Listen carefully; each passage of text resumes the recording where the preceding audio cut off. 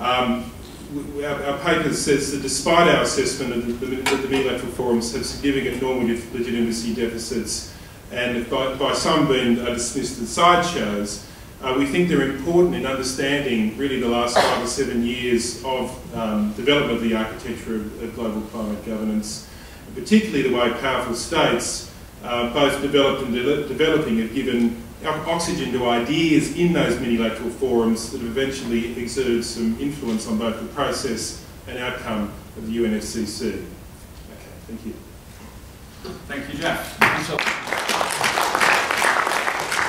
our final speaker will move on from, let's say, the proposal and the consequence discussion more to the responses, but also, of course, relating back to why the institutional complexity is out there in the first place. Sebastian.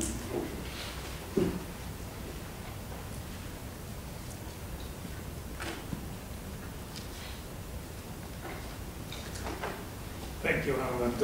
If both Oren and I are as disciplined as the others, there will still be 1.5 minutes for discussion with the audience. We'll do our best to steal even those 90 seconds.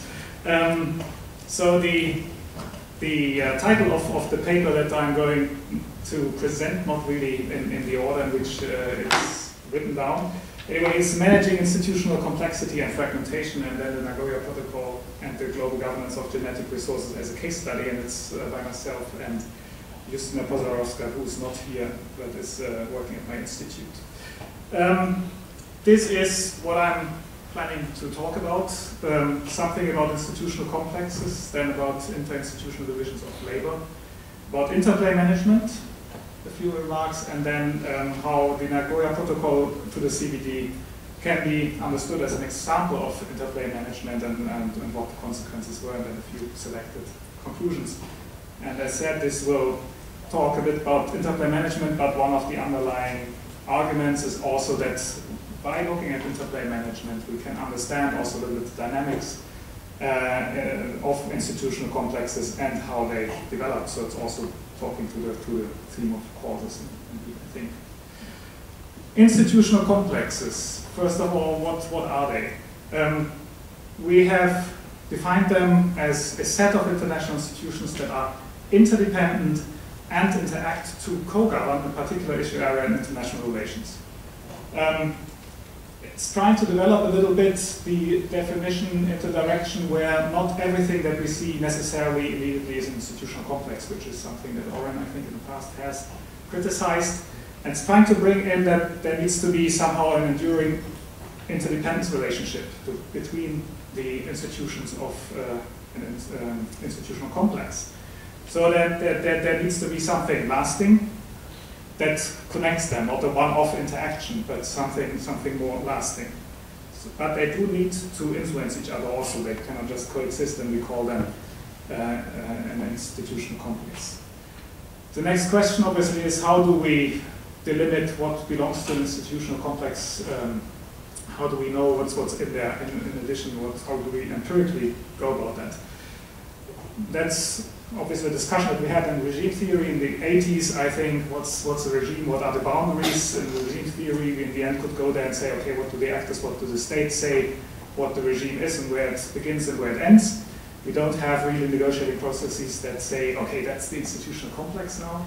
But we do have elemental regimes in the institutional complex, and the actors in there do realize to which other institutions they belong, and they talk about it increasingly. So one can go there to the empirics, I think, and can say, okay, this is what the actors also see as belonging to the complex. Second best solution, obviously, would be to just also look around what we as researchers see and other researchers see as belonging to the complex. That brings me to forms or patterns of institutional complexes. I think we are all aware that there can be different ones. At the moment, I'm not quite sure how we could frame that and develop a typology that would be meaningful. I mean, we could have something like that, all institutions, and they relate to each other, and it's such a form, or it could be such a form, or it could be such a form, or it could be such a form. And there could be many forms in between, and you could imagine a lot. Centralized, not centralized, half centralized, three in the middle. But as I said, at the moment, I think it's it's a nice step, perhaps a nice next step in the research to actually sort out what kind of ideotypes could be there and what would be meaningful to distinguish. I'll show you the ABS complex later on and what form it has. But at the moment I don't have a typology for you. Divisions of labor. Institutional complexes, if there is an enduring interrelationship between those elemental regimes, they will always be in some way related. So they will always be involved in some kind of division of labor. And in the paper we distinguish three kinds. There could be a specialization between them that in terms of sectors. In climate governance we have ICAO that addresses aviation emissions, and specializes on that. There could be a specialization in governance functions. Some could, in the complex, could more focus on enforcement, some more on rule setting, some others on verification, etc. And there could be obviously a geographical specialization. There could be some focusing on Europe, some focusing on Asia, etc. But we may, in future research, find other ways even in which they divide the labor among them.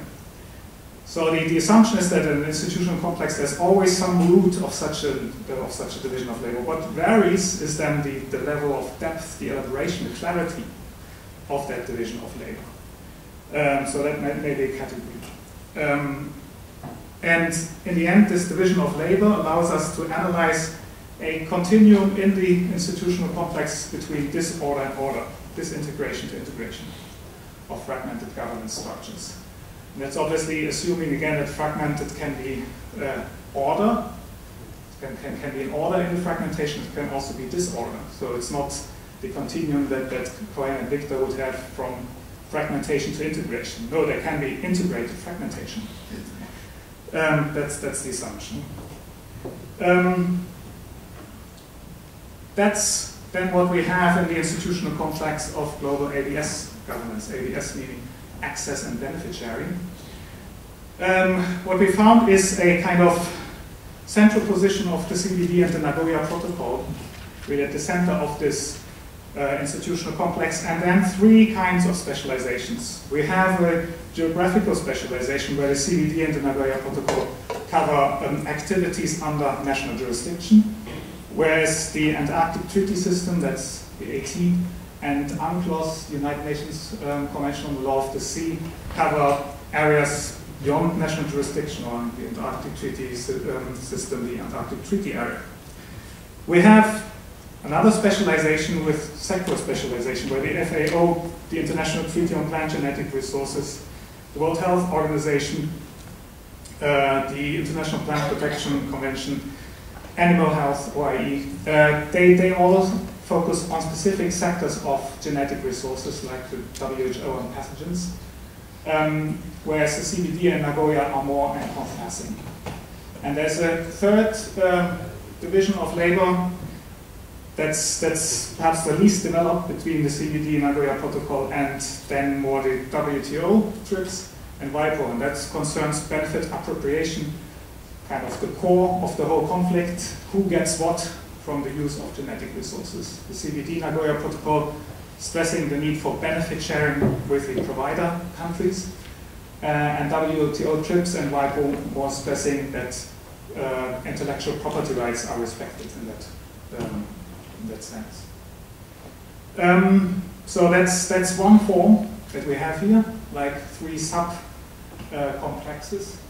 But as I said, there may be different forms in different areas. Interplay management, what does that bring us? We have defined that, and that goes back to definition with Olaf Spocke, conscious efforts by any relevant actor or group of actors to address and improve institutional interaction and its effects, usually in pursuit of collective objectives that are defined. What's going on here in introducing that term? It's trying to develop a kind of governance perspective on the whole issue of fragmentation and